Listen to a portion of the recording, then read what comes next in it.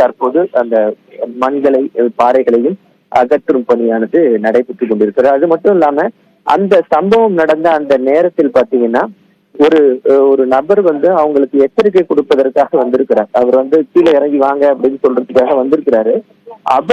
அவர் வந்த நேரத்திலயும் இந்த மண் சரிவு ஏற்பட்டதுனால அவரு நேராவே இந்த சம்பவத்தை பார்த்ததுனால எந்தெந்த இடத்துல அவங்க எல்லாம் இருந்தாங்க அப்படின்ட்டு அவங்களும் அடையாளம் காட்டிட்டு இருக்காரு.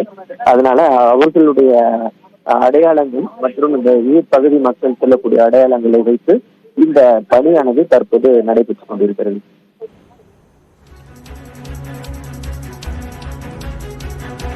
ஜேசிபி இயந்திரத்திலிருந்து சிக்கிய சிறுவரின் உடல் மீட்கப்பட்டிருக்கக்கூடிய அந்த காட்சிகளை பார்த்துக் கொண்டிருக்கும். நிலச்சரிவால் பாறைகள் உருண்டு புதையுண்ட இடத்தில் மீட்பு பணிகள் தொடர்ந்து நடைபெற்று வரக்கூடிய சூழலில் சிறுவர் ஒருவரின் உடலானது மீட்கப்பட்டிருக்கிறது.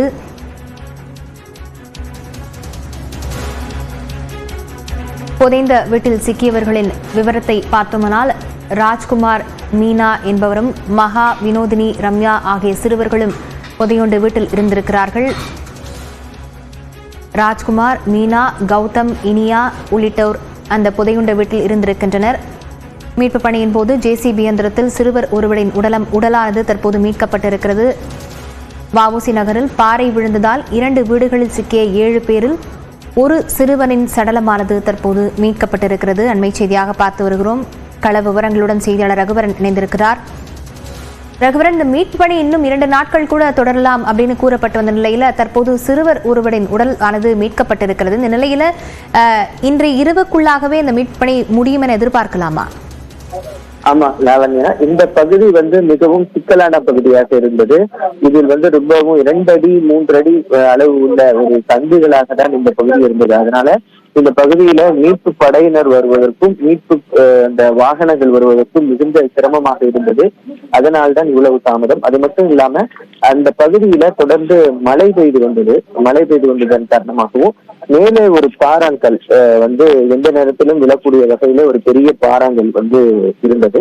அதனால் தொடர்ந்து தாமதமாகி வந்த நிலையில் இந்த ஜேசிபி வாகனங்கள் வருவதற்கு ஒரு பாதை அமைக்கப்பட்டு 2 வீடுகள் வழியில் இருந்த 2 வீடுகள் உடைக்கப்பட்டு அதன் பிறகுதான் இந்த ஜேசிபி வாகனங்கள் அந்த உள்ளே வந்தது.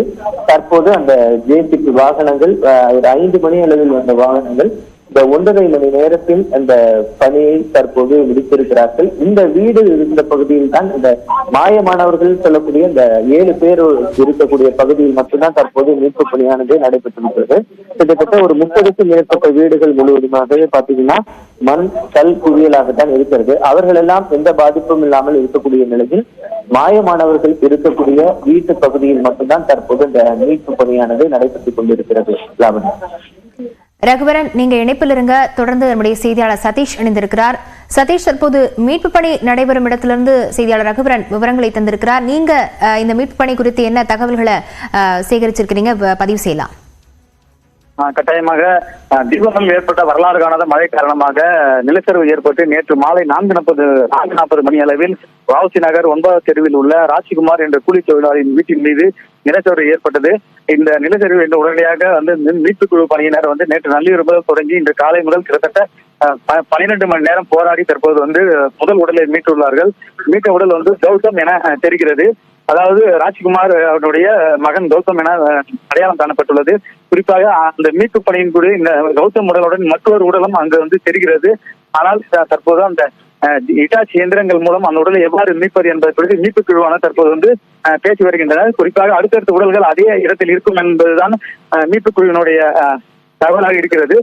தற்போது வரை கிட்டத்தட்ட ஜேசிபி இயந்திரங்கள் கொண்டு 1.5 மணி நேரம் முதல் 2 மணி நேரங்கள் போராடி தற்போது மீட்பு பணி ஒவ்வொரு உடலாக மீட்பு பணி தொடர்ந்து பணியில் ஈடுபட்டு வருகிறார்கள். குறிப்பாக மீட்கப்பட்ட கௌதமின் உடலை தற்போது ஆம்புலன்ஸ் இயந்திரங்களுக்கு ஆம்புலன்ஸ் வண்டி கொண்டு வரும் பணியானது தற்போது நடைபெற்று வருகிறது.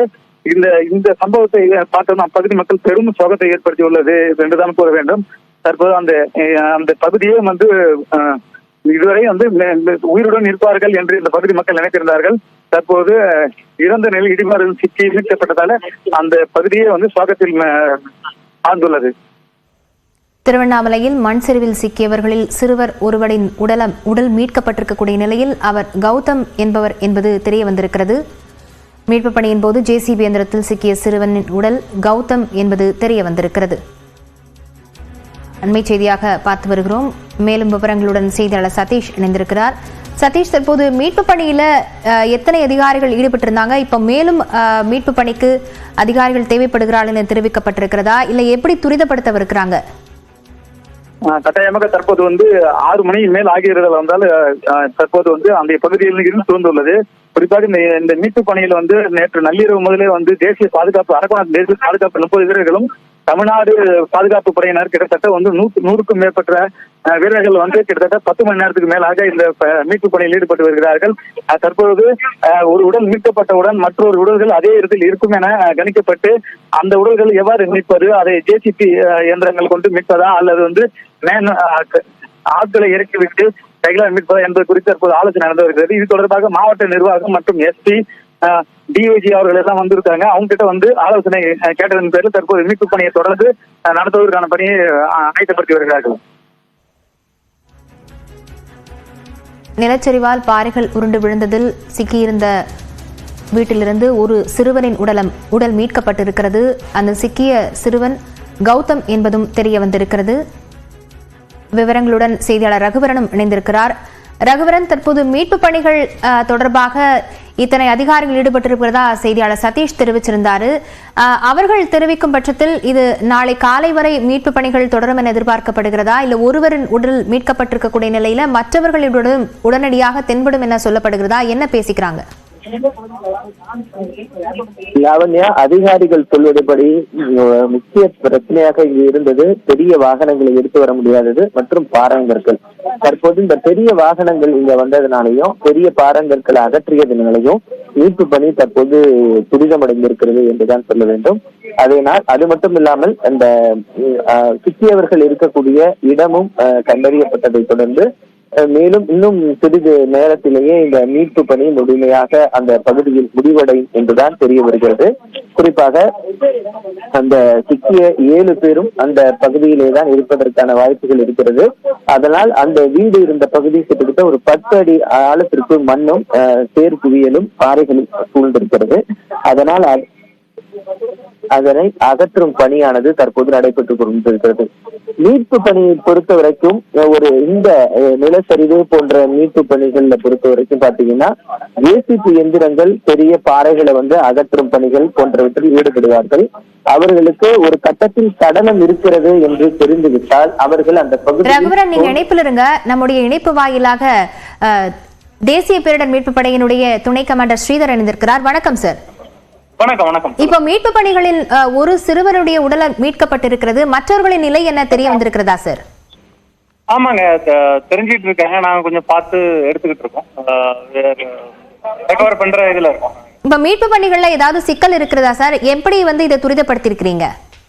இல்ல, சிக்கல் என்னன்னா மலை அப்புறம் தகுதியோட சேர்ந்த பெரிய பெரிய பாறைகள். ஸோ அதை நம்மளால மேன் பவரால ஹேண்டில் பண்ண முடியாது, லபோரியஸா. ஸோ அதனால நாங்கள் ஜேசிபி அரேஞ்ச் பண்ணோம். ஜேசிபியும் உள்ள வர்ற இங்க சின்ன சின்ன சந்துக்கெல்லாம் இருக்கு. ஸோ அதனால நம்ம 2 பில்டிங் அதுக்காகவே ஜேசிபி உள்ள கொண்டாந்துருக்கோம். ஸோ இப்போ ஜேசிபி வந்த பிறகு தான் துரிதப்படுத்திருக்கு. பாறைகள் ஜேசிபி வந்த பிறகு தான் எங்களால் நகர்த்த முடியும். ஸோ அதனால தான் இப்ப தொடர்ச்சியா 24 மணி நேரமாக இந்த மீட்பு பணி நடந்து வருது சார். இப்ப இருட்டுக்கு பிறகு வேற ஏதாவது உதவிகள் உங்களுக்கு தேவைப்படுமா? இல்ல, நான் லைட்டிங் மட்டும் தான் தேவை. நான் ஆல்ரெடி டிஸ்ட்ரிக்ட் அட்மினிஸ்ட்ரேஷன் கம்யூனிகேட் பண்ணிட்டேன். அவங்க பண்ணிட்டு இருக்காங்க. முன்னதாக மோப்ப நாய் உதவிகளுடன் மீட்பு பணி நடைபெற்றதா தெரிவிச்சிருந்தாங்க எங்களுடைய செய்தியாளர்கள். அது மோப்ப நாய் உதவிகள் மேலும் தேவைப்படுமா சார்? இல்ல, இப்ப தேவைப்படாது. இப்ப கிட்டத்தட்ட நம்ம ரீச் பண்ணிட்டோம். இந்த மீட்பு பணிகள் எவ்வளவு நேரம் இன்னும் எடுத்துக்கொண்டு எதிர்பார்க்கலாம் சார்? அது கனால சொல்ல முடியாது. எல்லாரும் ஒரே இடத்துல இருந்திருந்தாங்கன்னா கொஞ்சம் டெலிகேட்டடான அந்த பாறை ஒன்றும் உருண்டு விடக்கூடிய நிலையில் இருப்பதா சொல்லியிருந்தாங்க. அதனை தடுத்து நிறுத்தக்கூடிய பணிகள் நம்ம ஜேசிபில இருந்து நம்ம மண்ணெல்லாம் தோண்டி அதுக்கு சப்போர்ட் மாதிரி மேல போட்டிருக்கோம். அது உருண்டு வந்தாலும் அந்த மண்ணு அதை சப்போர்ட் பண்ற மாதிரி கொடுத்துருக்கோம். அதுக்கப்புறம் தான் இந்த வேலையை நம்ம பார்த்துட்டு இருக்கோம். இப்போதைக்கு மீட்பு பணியில எத்தனை அதிகாரிகள் ஈடுபட்டு இருக்கிறீங்க சார்? வேற எதுவும் சவால்களை நீங்க எதிர்கொள்ள நேரிடுதா? இல்ல, மிச்சபடி இருக்கு.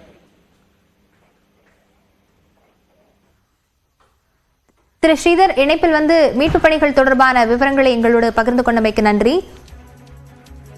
தொடர்ந்து செய்தியாளர் ரகுவரன் இணைந்திருக்கிறார். ரகுவரன், தற்போது துணை கமாண்டர் நம்மிடையே தெரிவித்தது படி இன்றைக்கு தற்போது மீட்பு பணி எப்போது முடியும் என தெரிவிக்க முடியாதுன்னு தெரிவிச்சிருக்கிறாங்க. இப்போதைய நிலவரம் என்ன ரகுவரன்?